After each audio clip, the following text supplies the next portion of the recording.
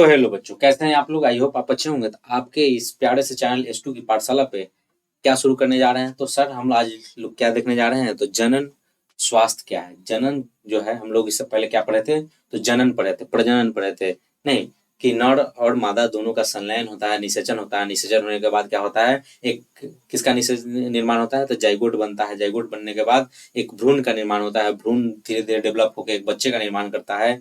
फिर ये सब प्रक्रियाएं हम लोग पढ़ लिए हैं। अगर उस वीडियो को आप नहीं देखे हैं तो उस लेक्चर को देखने के लिए आपको एक क्या होगा, आपको इसी इसी पे एक प्लेलिस्ट दिया जाएगा कॉर्नर साइड में, वहां से जाके आप उस वीडियो को जाके देखिएगा, आपको बहुत अच्छा लगेगा। तो चलिए हम लोग पढ़ने जा रहे हैं, तो पढ़ते हैं।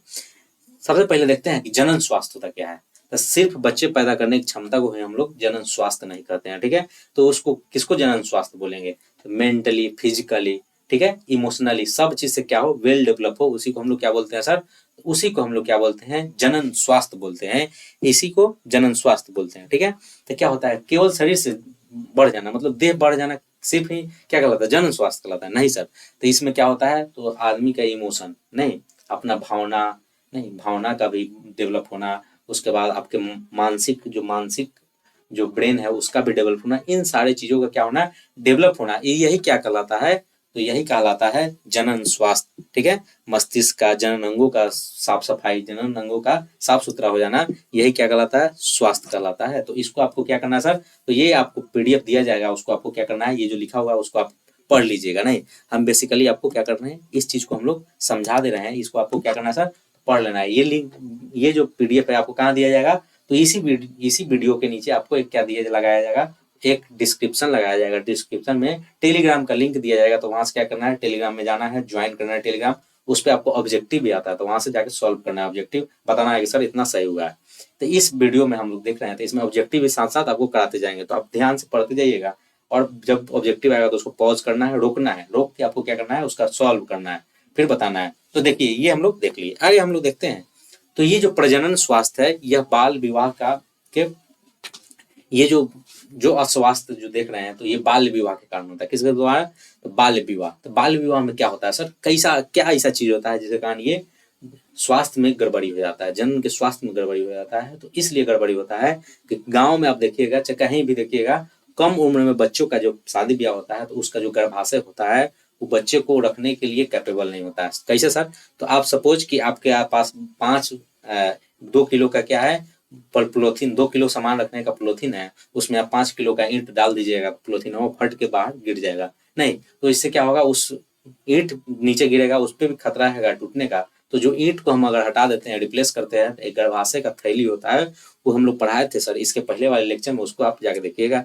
तो अब आते हैं टॉपिक पे। तो क्या है टॉपिक, तो जब वो थैली होता है गर्भाशय का, तो वहाँ बच्चा को जब हम लोग रखते हैं, बच्चा का जब वहाँ डेवलपमेंट होता है, तो गर्भाशय अगर कम उम्र में जब बच्चा का शादी हो, तो क्या होगा, वो डेवलप नहीं रहेगा। लड़की का जो गर्भाशय होगा क्या होगा, पूरा डेवलप नहीं होगा। तो उस बच्चे को क्या करेगा, होल्ड नहीं कर पाएगा, रोक नहीं पाएगा, जिसके कारण क्या हो जाएगा कि वो रैप्चर फट भी सकता है, और बच्चे का डेट भी हो सकता है। तो ये क्या है, एक ये क्या है, ये भी एक परिणाम है, ये भी एक बाल विवाह भी एक परिणाम है, जिस कारण ये सब होता है। अब हम लोग आगे देखते हैं, कम उम्र में ये सब चीज नहीं, शादी ब्याह से ये सब चीज होता है। अब हम लोग देखते हैं बाल विवाह की वजह से कम उम्र की माताओं में कई खतरे हो सकते हैं। नहीं, बहुत सारा खतरा हो सकता है। गर्भाशय क्या होता है, गर्भधारण करना, मतलब गर्भाशय बहुत कमजोर रहता है, तो गर्भधारण के समय भी दिक्कत हो सकता है। ये सब आपको लिखा हुआ है, पढ़ लीजिएगा, अक्सर ये चीज देखा जाता है। अब लोग मुख्य बिंदु इसका जब देखते हैं, तो मुख्य बिंदु में देखेंगे कि ये हम लोगों का ये जो प्रक्रिया है, लैंगिक जो जनन है, ये जो प्रक्रिया है, ये क्या है, तो परिपक्व का एक क्रम है, धीरे धीरे ये चीज परिपक्व होता है। नहीं, अब छोटा बच्चा है, उसका जो शादी किया जाता है, बाल बच्चा होगा, डेवलप होगा, नहीं होगा। तो ये सब क्रमिक विकास है। कैसे क्रमिक विकास है सर, तो जैसे हम लोग का शरीर जो होता है 13 से 14 साल तक क्या होता है, डेवलप होता है। पहले वो शरीर बनेगा, नहीं, अंग बनता है, फिर हार्मोन अपना काम करता है। बच्चा पहले सियाना होगा, उसका हड्डी मजबूत होगा, उसके साथ उसका मसल मजबूत होगा। नहीं, छोटा छोटा बच्चा है, वो छोटा छोटा बच्चा सियाना हुआ, तो सियाना होकर क्या हो जाता है, नहीं, अपने माँ बाप के बरोबर क्या आ जाता है। तब उसके बाद क्या होता है, उसके अंदर जनन अंगों का क्या होता है, डेवलपमेंट होता है। तो कैसे डेवलपमेंट होता है सर, इसके पहले हम लोग उस वीडियो को बताए हैं, तो उसको देखिएगा। तो उसमें हम लोग क्या बताए हैं, तो ये क्या करता है कि जैसे जैसे आदमी का शरीर आगे बढ़ता है, तो पिट्यूटरी ग्लैंड क्या करता है, ग्रोथ हार्मोन को, वृद्धि हार्मोन को क्या करता है, रोक देता है। वहीं पे क्या करेगा सर, कहेगा तू भाई साहब रुकिए, अब हम आगे दूसरा चीज को स्टार्ट करते हैं। तो क्या स्टार्ट करता है, तो जनन। जनन का क्या करता है, ग्रंथियों का सेक्रेशन करता है, स्रावित करता है उसमें से हार्मोन को। तो महिलाओं में जो हार्मोन का स्राव होता है अंडाशय में होता है, तो अंडाशय को स्रावित करते अंडे का निर्माण करता है। तो कौन सा हार्मोन निकलता है वहां से, तो महिलाओं में क्या निकलता है सर, तो एस्ट्रोजन निकलता है। और लड़कों में क्या निकलेगा सर, तो टेस्टोस्टेरोन निकलता है, जो वृषण से निकलता है। इससे क्या होगा, धीरे धीरे डेवलपमेंट होता है। नहीं तो लड़का के बगल में बैठे आ दीजिए, लड़के लजाएगा ना, लड़की को लड़का के बगल में वो क्या करता है, असहज महसूस करता है। तो ये सब क्या होता है, हम लोग देखते हैं। तो ये क्या है, एक क्रमिक विकास है, धीरे धीरे धीरे धीरे धीरे धीरे क्या करता है सर, तो डेवलपमेंट करता है। अब हम लोग देखते हैं दूसरा, देखते हैं मुख्य बिंदु का दूसरा पॉइंट हम लोग देखते हैं कि विवाह और संतानोत्पत्ति के लिए पारिवारिक और सामाजिक प्रेशर आपको जरूर मिल सकता है। नहीं परिवार में कहेगा, ए फलनावा ब्याह काहे नहीं करी ना, ए चिल्लावा समाज में फलनावा के बेटा के देखी तेरे ब्याह नहीं करी। नहीं ये सब जो होता है क्या होता है, सामाजिक क्या होता है, प्रेशर होता है। आपको जिन्हें जाइएगा उन्हीं से कहेगा फलनावा के बेटा नहीं ब्याह करे ना, बुढ़ायल जाए। ये सब क्या होता है, ये स्वयं का डिसीजन लेना, क्या करना, निर्णय लेना महत्वपूर्ण होता है। इन सब चीजों में क्या होता है, सामाजिक प्रेशर, घर का प्रेशर, ये सब बिना झेले हुए आप अपने निर्णय ले सकते हैं। चलिए अब हम लोग देखते हैं, इस जब ये सब जो घटना हो जाएगा तो यौन संचारित रोग होता है। क्या होता है सर, तो यौन संचारित, यौन द्वारा क्या होता है, उसी के संचार से क्या होता है, रोग होता है। उसको हम लोग इंग्लिश में बोलेंगे सेक्सुअल ट्रांसमिटेड डिजीज। शॉर्ट में आप लोग कहीं भी पढ़े होइएगा, देखे होइएगा, एसटीडी। क्या होता है सर, एसटीडी। तो एसटीडी को फोन वाला एसटीडी या बूथ नहीं बोलना है ना, तो चपले से चपलिया दिया जाएगा। नहीं, तो सेक्सुअल ट्रांसमिटेड डिजीज ये क्या होता है, तो यौन क्रिया के दौरान क्या होता है, एक व्यक्ति से दूसरे व्यक्ति में रोगों का संचरण होता है। नहीं जैसे ई भोलूराम है, ई भोलुआइन है, तो इससे इसमें आया जो रोग, चाहे इसमें से इसमें गया, जो भोलुआइन से भोलुआ में गया जो रोग गया, उसी को क्या बोलते हैं, यौन संचारित रोग बोलते हैं सर। तो हम लोग इसी के बारे में देख रहे हैं। तो इसी को हम लोग बोलते हैं इंग्लिश में सेक्सुअल ट्रांसमिटेड डिजीज। इसको आप लोग को याद करके रखना है। तो पहला कौन सा है, तो बैक्टीरिया से होता है। किससे होता है सर, मुख्य बीमारियां क्या होता है, बैक्टीरिया से होता है। उसका नाम क्या है, पहला नाम हम लोग देखते हैं गोनेरिया, दूसरा नाम देखते हैं सिफिलिस। गोनेरिया और सिफिलिस क्या है, तो बैक्टीरिया से होने वाले यौन संचारित रोग हैं। चलिए तब हम लोग आगे देखते हैं। इसको आपको क्या करना है, रीड कर लेना है, पीडीएफ दिया जाएगा। तो देखिए पहला क्वेश्चन आपको दिख रहा होगा आपके स्क्रीन पे। आपको क्या करना है, इसको पॉज करना है, रोकना है, फिर इसको आपको क्या करना है सर, तो इसको आपको रीड करना है। क्या करना है, रीड करना है, फिर आंसर देना है। निम्नलिखित में से कौन सा जीवाणु जनित यौन संचारित रोग है, निम्नलिखित में से कौन सा जीवाणु जनित यौन संचारित रोग है। तो बताइए, पहला आंसर ऑप्शन दिया गया है सिफिलिस, दूसरा ऑप्शन दिया गया है एड्स, तीसरा ऑप्शन दिया गया है, क्या दिया गया है, मस्सा, चौथा आंसर दिया गया है, चौथा ऑप्शन दिया गया है इनमें से कोई नहीं। तो इसमें से जो बैक्टीरिया द्वारा जो सेक्सुअल ट्रांसमिटेड डिजीज है वो कौन सा है, तो यौन संचारित रोग कौन है, जीवाणु से, तो सिफिलिस। कौन है सर, तो सिफिलिस क्या होता है, बैक्टीरिया से होता है, यौन संचारित रोग है। अब हम लोग देखते हैं वायरस द्वारा। नहीं पहला देख लिए बैक्टीरिया द्वारा, जीवाणु द्वारा। अब हम देखते हैं विषाणु। विषाणु को हम लोग क्या बोलते हैं सर, तो विषाणु को हम लोग बोलते हैं वायरस। क्या बोलते हैं, तो वायरस बोलते हैं।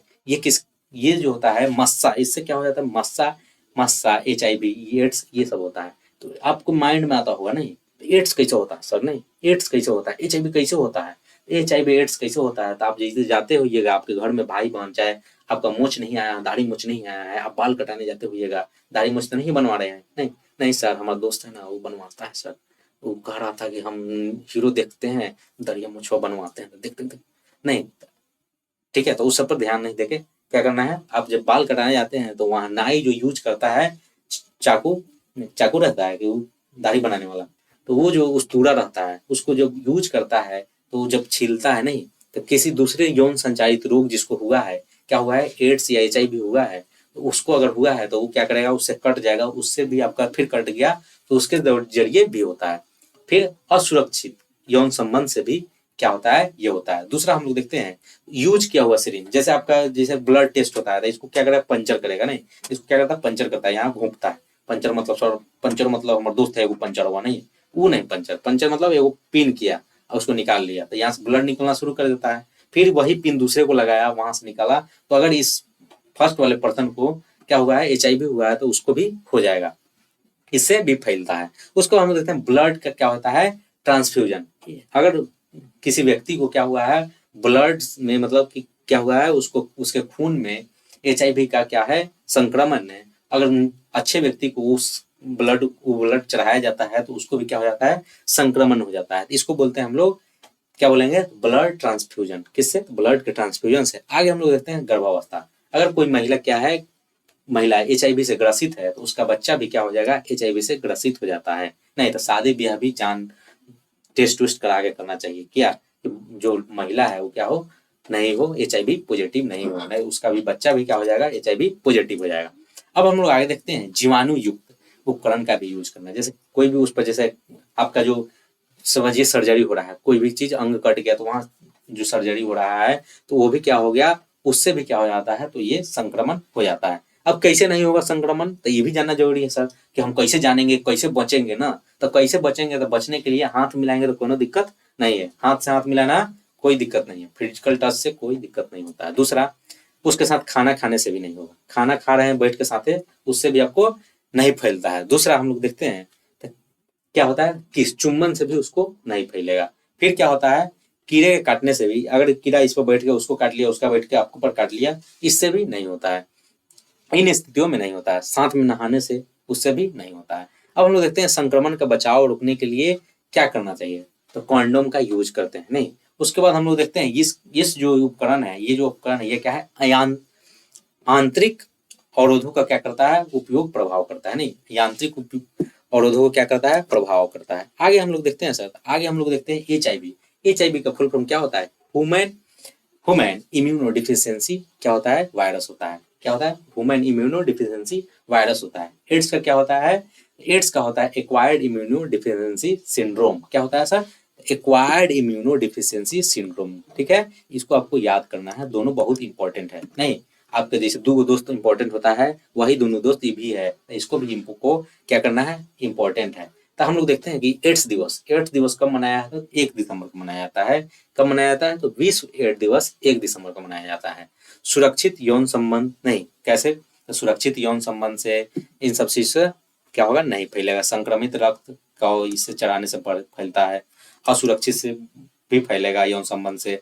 संक्रमित व्यक्ति के यूज किया हुआ सिरिंज, नीडल, इससे भी फैलता है। अभी के समय बड़ी मॉडर्न आ गया है कि क्या, तो टैटू बड़ी बनवाता है लोग, ऐसे ऐसे टैटू बनता है ना, कि टैटू पे लिखा गया, नहीं कि फलाना, पहले लिखाता था, पहले बनता था गोधना, कलुआ के पत्नी कलुआइन, नहीं भलुआ के पत्नी भलुआइन, नहीं ये सब पहले टैटू बनता था तो उसको गोधना बोलते थे। अब हो गया वो टैटू। नहीं, तो अब पहले लिखाता है, पहले का बॉयफ्रेंड के नाम लिखाएगा, फिर दूसरा का बॉयफ्रेंड के नाम लिखाएगा, उसी पर इरेज करके बाद में सब बॉयफ्रेंड चेंज हो जाता है, हस्बैंड बनता है, तो हस्बैंड का ऊपर फूल बन के दिल बन जाता है। नहीं, तो ये सब चीज आपको दिख रहा होगा करा से।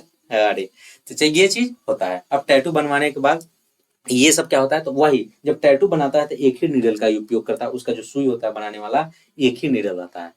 ठीक, तो उसी कारण भी क्या होता है, फैलता है। नहीं, उस संक्रमित व्यक्ति का बना दिया, फिर आप गए बनवाने, आप तो गए रईस बनने, फिर उधर से बीमारी लेके आ गए घर में लोग, आपको हो गया है किससे, तो आपको हो गया टैटू बनवाने से। गाँव घर में आपको सोच रहा है, अरे फलनावा फलनावा तो बड़ी गलत सलत रहे, तभी ओकर हो गया एड्स। तो ये सब भी चीज होता है। चलिए अब हम लोग देखते हैं असुरक्षित यौन संबंधों से। आपके पास आपके मोबाइल स्क्रीन पे क्वेश्चन दिख रहा होगा, ऑब्जेक्टिव। तो ये ऑब्जेक्टिव क्वेश्चन इसी प्रकार से आपके एग्जाम में आते हैं। तो देखिएगा क्या लिखा हुआ है, तो असुरक्षित यौन संबंधों से कौन सा रोग होने की संभावना सबसे अधिक होती है।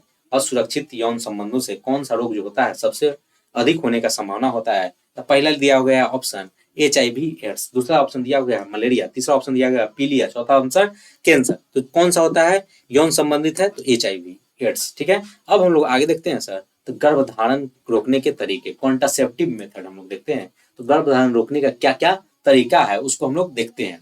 तो पहला देख रहे हैं आप, यांत्रिक अवरोध। क्या होता है यांत्रिक अवरोध, उसको हम लोग बोलते हैं मैकेनिकल बैरियर। यांत्रिक मतलब अपने यंत्र से रोक देना, उसको क्या बोलेंगे, मैकेनिकल बैरियर बोलते हैं सर। तो ये क्या करेगा, शुक्राणु और अंड कोशिकाओं तक शुक्राणु को क्या करेगा, अंड कोशिकाओं तक पहुंचने से क्या करता है, रोक देता है। इसका उदाहरण क्या होता है, तो कंडोम। इसका उदाहरण कौन है, कंडोम। ये ऐसा दिखता है, ठीक है, ऐसा दिखता है, आपको मार्केट में इसी टाइप का दिखेगा। अब हम लोग देखते हैं इसका कंडोम के प्रयोग से किस प्रकार के संक्रमण से बचा जा सकता है। आपको ये मोबाइल स्क्रीन पे आपको दिख रहा होगा क्या दिख रहा होगा सर? तो आपको क्वेश्चन दिख रहा होगा, उसको आपको क्या करना है, सॉल्व करना है, पॉज करना है, रुकना है, पहले आंसर आपको टिक कर लेना है, फिर हम लोग आंसर बताएंगे तो आपको देखना है कि मेरा सही है कि नहीं, और कमेंट में बताना है कि इतना आपका सही हुआ है। तो लिखा हुआ है पहला ऑप्शन कि संक्रमित रोगों से, दूसरा यौन संचारित रोगों से मतलब एसटीडी से, चौथा मतलब तीसरा अनुवांशिक रोगों से, लास्ट इनमें से कोई नहीं। कॉन्डोम के उपयोग से किस प्रभाव के संक्रमण को बचाया जा सकता है? तो पहला आपको आंसर जो दिख रहा है संक्रमण रोगों से नहीं, यौन संचारित रोगों से क्या करता है, रोकथाम करता है, बचाता है। ठीक है, चलिए अब हम लोग देखते हैं आपके मोबाइल स्क्रीन पे दूसरा क्वेश्चन इस प्रकार रहा, निम्नलिखित में से कौन सा यौन संचारित रोग वायरस विषाणु द्वारा होता है? किसके द्वारा सर? तो वायरस को बोलते हैं सर विषाणु नहीं, जो कोरोना वायरस था वो वायरस से था, विषाणु था। विषाणु जीवाणु को एकला नहीं कर दीजिएगा तो खिचड़ी हो जाएगा, गड़बड़ हो जाएगा। क्या हो जाता है? तो विषाणु और को क्या बोलते हैं, वायरस बोलते हैं। किसके द्वारा होता है?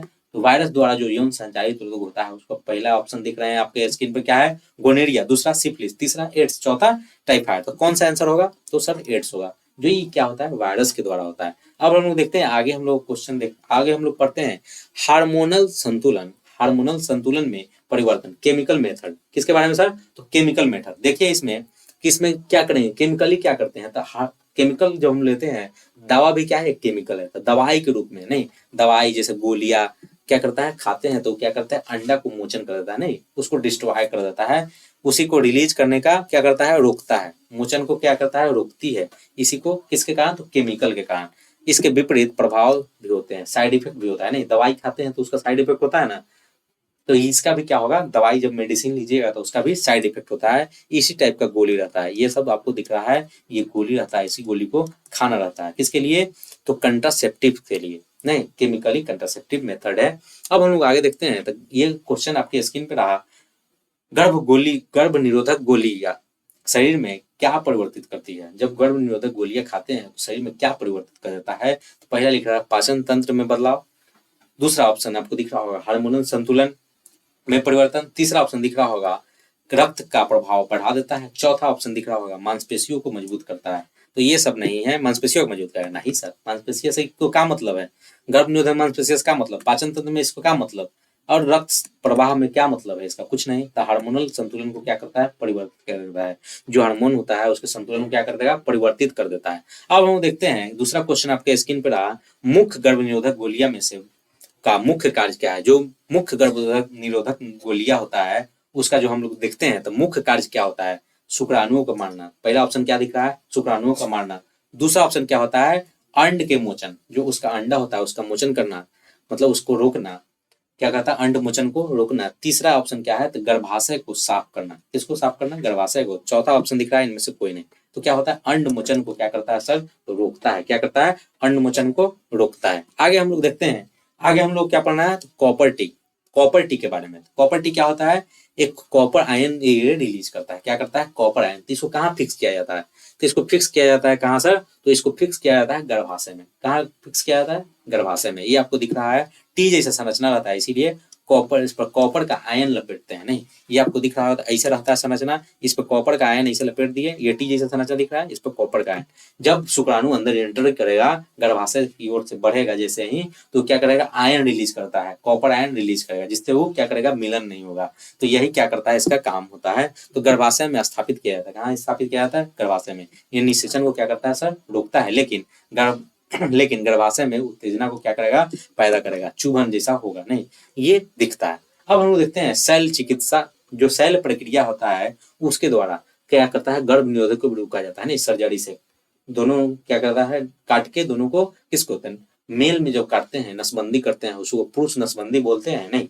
पुरुष नसबंदी जो होता है किसको काटता है, पुरुष नसबंदी में हम लोग वास डिफरेंस को काटते हैं। किसको सर काटते हैं, तो वास डिफरेंस को काट के ऊपर बांध देंगे, एक को नीचे बांध देते हैं सर्जरी के माध्यम से। ऐसा ही नहीं काट गए, तलवार ले काटते हैं, तो ऐसे नहीं करना है। ये देखिए, इसको यही वास डिफरेंस है, इसको काट दिए। तो यहाँ से जब स्पर्म निकलेगा, यहाँ से जो स्पर्म सर है वो क्या करता है, यहाँ से स्पर्म जब निकलेगा, यहाँ से स्पर्म निकल रहा है, तो ये ऊपर नहीं जा पाएगा, तो इस से होते हुए सीजन से नहीं निकल पाएगा नहीं। तो ये जो संरचना देख रहे हैं सर, तो ये क्या करता है, ये शुक्र वाहिनियों को क्या करता है, अवरोधित करता है। क्या करता है? अवरोधित करता है। इसी को हम लोग बोलते हैं वासेक्टोमी। वास डिफरेंस को कट करना वासेक्टोमी कहलाता है। नहीं, ठीक है। तो आगे हम लोग देखते हैं तो पुरुष क्वेश्चन दिख रहा होगा आपको। तो पुरुषों में शुक्र वाहिनियों को अवरोध करने के लिए शैल क्रिया को क्या कहते हैं?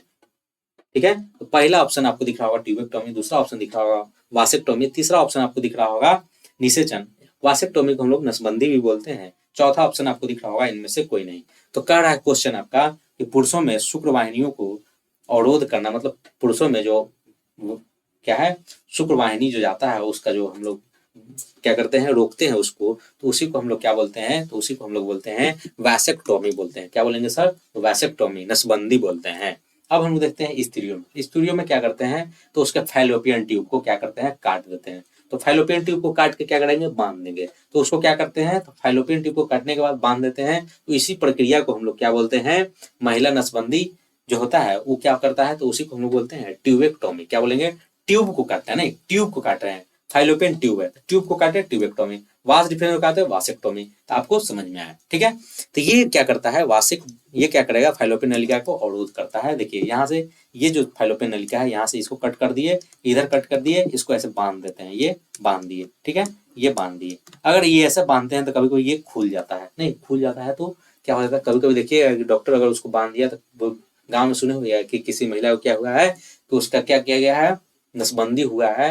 तो नसबंदी होने के बाद क्या हुआ है? फिर से उसका बच्चा का उत्पत्ति हुआ है। तो ऐसा बांधने में क्या होता है? खुल जाता है। सर्जरी में ऐसा बांध दिया डॉक्टर तो उसको प्रेशर पड़ा, कोई काम किया तो टूट गया तो वो क्या करता है? फिर से अंडोत्सर्ग करना शुरू कर देता है। नहीं, तो आपको क्वेश्चन दिख रहा होगा आपके स्क्रीन पर, कॉपर टी का स्थापित कहाँ स्थापित किया जाता है? पहला ऑप्शन आपको दिख रहा होगा अंडाशय में, दूसरा ऑप्शन दिख रहा होगा गर्भाशय में, तीसरा ऑप्शन आपको दिख रहा होगा योनि में, चौथा ऑप्शन आपको दिख रहा होगा फैलोपियन नलिका में। तो कहाँ स्थापित किया जाता है? कॉपर टी को। टी जैसा संरचना रहता है। कैसा रहता है सर? तो ये टी जैसा संरचना रहता है। इस पर क्या लपटा रहता है? तो कॉपर आयन लपटा रहता है। इसीलिए सर हम इसको क्या बोलते हैं? कॉपर टी बोलते हैं। तो ये गर्भाशय में स्थापित किया जाता है। क्या किया जाता है सर? गर्भाशय में स्थापित किया जाता है। आंसर बी होगा। चलिए हम लोग आगे देखते हैं। स्त्रियों में निषेचन को रोकने के लिए फैलोपियन नलिका को अवरोध करना क्या कहलाता है? नहीं, पहला ऑप्शन आपको दिख रहा होगा वासेक्टोमी, दूसरा ऑप्शन आपको दिख रहा होगा ट्यूबेक्टोमी, तीसरा ऑप्शन आपको दिख रहा होगा आरोपण, चौथा ऑप्शन आपको दिख रहा होगा इनमें से कोई नहीं। तो कौन सा ऑप्शन होगा सर? तो इसको जो हम लोग बोलते हैं स्त्रियों में निषेचन को रोक देता है उसको हम लोग बोलते हैं, क्या बोलेंगे? ट्यूबेक्टोमी बोलते हैं। क्या बोलते हैं? ट्यूबेक्टोमी। ट्यूब को काट देते हैं उसी के लिए इसको क्या बोलते हैं? ट्यूबेक्टोमी। दो फैलोपियन ट्यूब है उसको काट के बांध दिए, इसलिए इसको ट्यूबेक्टोमी बोलते हैं। इसके पहले हम लोग बता भी दिए। अब हम लोग देखते हैं तीसरा ऑप्शन, तीसरा क्वेश्चन आपके ऊपर आपके मोबाइल स्क्रीन पे आपको दिख रहा होगा। गर्भ निरोधक की शल्य क्रिया सर्जिकल जो मेथड होता है विधि के बारे में क्या सत्य है? यह अस्थायी विधि है, यह भविष्य के लिए पूर्णतः सुरक्षित और अस्थायी होता है। और सी, इनमें इससे हार्मोनल असंतुलन होता है। चौथा आपको दिख रहा है यह केवल महिलाओं के लिए होता है। जो गर्भ निरोधक सेल जो सर्जरी जो होता है वो क्या होता है? तो ये विधि जो देख रहे हैं गर्भ के लिए होगा। तो ये हम लोग दोनों में देख सकते हैं, महिला पुरुष दोनों में। तो ये क्या होता है? भविष्य के लिए सुरक्षित और अस्थायी माना जाता है, अस्थायी नहीं होता है। क्या होगा? अस्थायी माना जाएगा, ठीक है। अब हम लोग देखते हैं शल्य क्रिया जो ऑपरेशन होता है, वो ऑपरेशन के दौरान जो हम लोग नेक्स्ट क्वेश्चन देख रहे हैं क्या रहा? तो ये रहा शल्य क्रिया के दौरान असुविधा असावधानी बरतने का पर क्या होता है? तो पहला देखिएगा ऑप्शन दिख रहा होगा बेहतर स्वास्थ्य, दूसरा ऑप्शन देखिएगा संक्रमण की समस्या, तीसरा ऑप्शन आपके स्क्रीन पे दिख रहा होगा वजन बढ़ना, चौथा ऑप्शन दिख रहा होगा इनमें से कोई नहीं। तो क्या होता है कि जब सर्जरी होता है, कोई भी चीज का जब ऑपरेशन होता है तो ऑपरेशन के दौरान असावधानियां बरतेंगे नहीं, जंग लगा कुछ भी यूज करेंगे तो उससे क्या हो जाता है? इन्फेक्शन बढ़ने का चांसेस बढ़ जाता है। नहीं, इन्फेक्शन इसीलिए क्या करता है कि जब ऑपरेशन किसी का होता है, किसी महिला का हुआ, पुरुष का हुआ तो ऑपरेशन होता है तो उसको क्या किया जाता है? कहा जाता है गर्म पानी से धोएला। तो उसके पास जो माइक्रोब ग्रो कर रहा है, जो इन्फेक्शन के लिए जो जीवाणु हुआ, जो विषाणु हुआ ग्रो करेगा, वो क्या करेगा? डिस्ट्रॉय कर सकते हैं, उसको मार सकते हैं। इसीलिए तो ये क्या करता है? संक्रमण को, समस्याओं को क्या करेगा? बढ़ाता है, ठीक है। अब हम लोग देखते हैं इसका जो सामाजिक मुद्दा, हम लोग अगर देखते हैं सामाजिक मुद्दा क्या है, तो जैसे आप देखे होइएगा कि किसी का जो घर में अभी भी अज्ञानता बहुत कुट कुट के भरा हुआ है हम लोगों के समाज में। तो इस समाज में जब हम लोग देखते हैं तो क्या कहता है, शादी ब्याह होता है, शादी ब्याह होगा, उसको बाल बच्चा जैसे गर्भधारण होगा तो क्या करता है, डॉक्टर के पास ले जाके डॉक्टर से क्या करेगा, एक प्रिस्क्रिप्शन लिखवा के क्या करता है, वो जाके अल्ट्रासाउंड कराता है। अल्ट्रासाउंड के दौरान क्या करेगा, जैसे अल्ट्रासाउंड कराएगा तो वो क्या करता है, उसको लिंग जाके पूछेगा, लिंग पता करता है कि लड़का है कि लड़की। लड़की होने के बाद उसका क्या करता है, भ्रूण हत्या करा देता है। तो ये हमारा जो भारत का जो संविधान है उसमें इसको क्या माना गया है, कानूनी रूप से अपराध माना गया। क्या माना गया है सर, कानूनी रूप से अपराध माना गया है। तो ये हमारे देश में क्या माना गया है, लिंग जांच करना, उसका लिंग का जांच करना, लिंग के बारे में पता करना, ये क्या है, कानूनी अपराध है भारत में। ठीक है, भारत में पहला आपको क्वेश्चन दिख रहा होगा, भारत में भ्रूण का लिंग निर्धारण करना क्या है, एक अनिवार्य है, पहला ऑप्शन दिख रहा होगा अनिवार्य है, दूसरा ऑप्शन दिख रहा होगा यह एक कानूनी अपराध है, तीसरा दिख रहा होगा एक धार्मिक कार्य है, चौथा ऑप्शन दिख रहा होगा इनमें से कोई नहीं। तो ये क्या है सर, धार्मिक कार्य है? नहीं, धार्मिक कार्य नहीं है। किसी को कहिएगा धार्मिक, कूट देगा। पहला अनिवार्य है, नहीं, ये क्या है, एक कानूनी अपराध है, ये कानूनी अपराध है। अब हम लोग देखते हैं भ्रूण, मादा भ्रूण हत्या जो होता है उसको हम लोग देखते हैं। तो मादा भ्रूण हत्या अगर कर देते हैं तो कहीं भी बैलेंस बनाने के लिए दो तराजू है, नहीं, ये दुनिया क्या है, तराजू है। उस तराजू में अगर मेल का संख्या बढ़ जाए, फीमेल का संख्या कम हो जाए, लड़का का संख्या बढ़ जाए, लड़की की संख्या कम हो जाए, नहीं, तो उसमें क्या होगा कि जो ये लड़का है फिर लड़की नहीं होने के कारण ये जो जनरेशन है उसको आगे बढ़ा पाएगा नहीं। तो इसके लिए एक बैलेंस, दोनों दुनिया का जो तराजू है उसमें क्या होना है, बढ़िया से उसको बनाने के लिए क्या करना है, भ्रूण हत्या नहीं करना है। तो क्या करना है, लिंग अनुपात घट जाता है, शिशु लिंग अनुपात क्या हो जाएगा, तेजी से घट जाएगा, नहीं हो जाएगा, तेजी से घट जाता है। यह चिंता का विषय होता है, जो चिंता का बहुत बड़ा विषय है। समाज, स्वास्थ्य समाज, जो स्वस्थ समाज है, एक समाज के लिए नर और मादा दोनों का लिंगानुपात बराबर और समान रखना बहुत जरूरी होता है। चलिए अब हम लोग देखते हैं, पहला क्वेश्चन आपके स्क्रीन पे ये रहा, गिरता हुआ लिंगानुपात, जो गिरता हुआ शिशु लिंग अनुपात मुख्य रूप से किसके कारण होता है। पहला ऑप्शन आपको दिख रहा होगा प्राकृतिक चयन, दूसरा ऑप्शन दिख रहा होगा बीमारियों का, तीसरा ऑप्शन आपको दिख रहा होगा भ्रूण, मादा भ्रूण हत्या के कारण, चौथा ऑप्शन दिख रहा होगा अधिक जन्म दर के कारण। तो इसका सही जवाब कौन सा होगा सर, तो इसका सही जवाब है सी, कौन, तो भ्रूण हत्या। जो भ्रूण हत्या हो रहा है तेजी से, उसी कारण क्या हो रहा है, शिशु लिंगों में क्या हो रहा है, अनुपात में गिरावट आ रहा है। अब हम देखते हैं जनसंख्या वृद्धि और जीवन स्तर। तो जनसंख्या वृद्धि के बारे में हम लोग देखते हैं। तो जनन से जीव अपनी क्या करते हैं, समष्टि को वृद्धि करते हैं। जनन जैसे जैसे होगा समष्टि में, इस संसार में क्या होता है, जीवों का विकास होता है, जीवों की संख्या में वृद्धि होता है। अब हम लोग इसका जो चुनौती है, चुनौती के बारे में देखते हैं सर। तो जनन स्वास्थ्य का एक विशाल, जनसंख्या का विशाल आकार प्रत्येक व्यक्ति के जीवन स्तर के सुधार लाना कठिन बना देता है। जो जनसंख्या बहुत ज्यादा बढ़ जाए वो क्या करता है, प्रत्येक व्यक्ति के जीवन के स्तर को सुधार लाना बहुत कठिन कर देता है, बना देता है।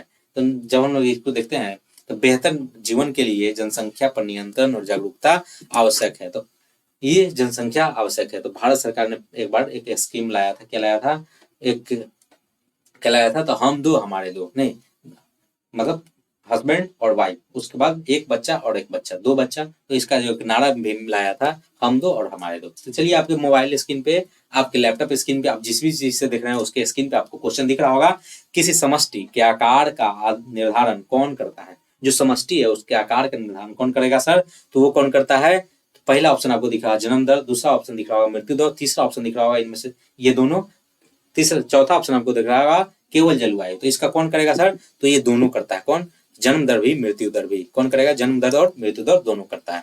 अब हम लोग देखते हैं, आपके क्वेश्चन दिख रहा होगा, आपको मोबाइल स्क्रीन पे क्वेश्चन दिख रहा होगा, ये हम लोग का लास्ट क्वेश्चन है। जनसंख्या विशाल आकार किस पर प्रतिकूल प्रभाव डालता है, किस पर प्रतिकूल प्रभाव डालता है। तो पहला ऑप्शन दिख रहा होगा केवल अमीरों के जीवन पर, दूसरा ऑप्शन दिख रहा होगा व्यक्ति जीवन स्तर पर, चौथा ऑप्शन, तीसरा ऑप्शन दिख रहा होगा केवल उद्योगों पर, उद्योगों पर, चौथा ऑप्शन दिख रहा होगा किसी पर नहीं। तो क्या होता है, ये व्यक्ति जीवन स्तर पर, हर एक व्यक्ति के जीवन स्तर पर ये क्या करेगा, प्रभाव डालता है, जनसंख्या विशाल होने से प्रभाव डालता है। इसी सब के साथ आप हमारे लेक्चर को बहुत प्यार से देखे, उसके लिए बहुत बहुत आभार, बहुत बहुत धन्यवाद, thank you so much, tata bye bye. आप इस वीडियो को पहली बार देख रहे हैं तो चैनल को जरूर से जरूर सब्सक्राइब कर लीजिएगा। बस इतना ही कहना था, टाटा बाय बाय।